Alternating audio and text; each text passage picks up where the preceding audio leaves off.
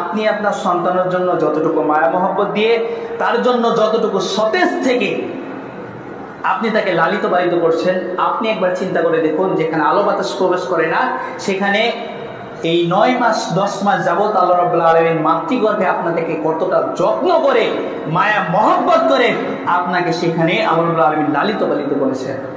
আর সেই সৃষ্টিকর্তা থেকে, তার হুকুম আদায় থেকে আমরা আজকে দূরে রয়েছি।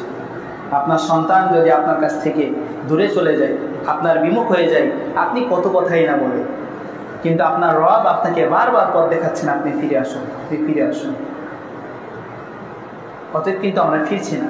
তো আমি বলতে চাই যে আপনি আপনার সন্তানকে যতটা যত্ন করে লালন পালন করছেন, তার থেকেও বেশি যত্ন করে আমাকে আপনাকে আল্লাহ রাব্বুল আলামিন সৃষ্টি করেছেন।